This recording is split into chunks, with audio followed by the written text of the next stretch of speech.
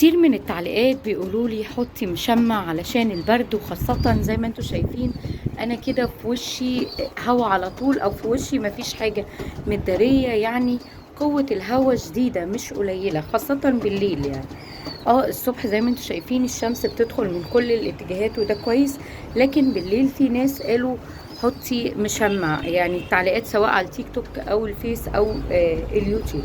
قبل ما اقول لكم ليه انا مش حاطه مشمع، هحكي لكم في اول حاجه. اول ما ابتديت ان انا اربي حمام، ابتديت بالسلاكه اللي انتوا شايفينها دي، عباره عن 6 عيون. 6 عيون ب6 جواز. جزء جبته من محل، من حد كان موثوق، يعني حمام مش تعبان. وكان الجزء التاني بما اني ما كانش عندي الخبرة الكافية ان انا اشتري اسوس، والدتي او مامتي هي اللي جابت لي الحمام.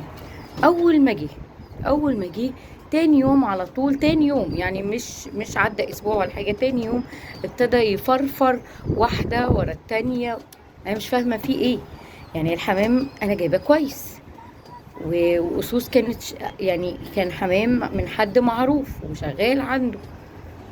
بس اللي بيحصل عندي يوم ورا التاني تقريبا ال 12 فرد، نصهم هم اللي اتبقوا يعني.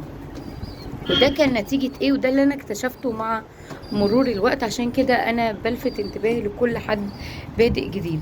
ما ينفعش ان انت تكون مربي في بلكونة وعندك تيار هوا شديد وانت ما تعرفش طبيعة الحمام ده كان متربي فين الأول. وارد ان يكون متربي في أوضة مقفولة، فان انت تغير له الجو مرة واحدة، ده اللي بيعمل له تنفسي وبرد. طب الله، ما انت عندك الحمام اهو مش حاطه له اي حاجة. خلاص الحمام عندي دوت معظمه من انتاجي، او معظمه كان صغير وكبر عندي، فتأقلم على طبيعة الجو. لاني زي ما قلت لكم في الفيديوهات اللي قبل كده، مش حابة ان انا احرمه من الشمس، لان الشمس ديت فيها فوائد عايزة فيديو لوحده. بس من اهمها ان بيقوي عظام الزغاليل، فيتامين د، بيقضي على البكتيريا. تخيل بقى مكان فيه زبل او او اوضه مقفوله، تخيل انت اول ما بتدخلها بتشم ريحه كتيره، لا الشمس دي بتمنع او بتحد من انتشار لو في مرض او في ريحه في المكان.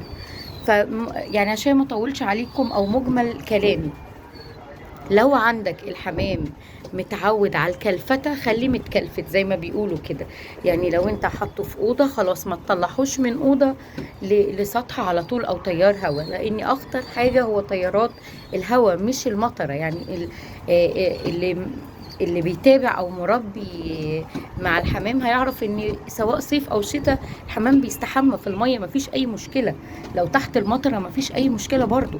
هو المشكلة في تيارات الهواء.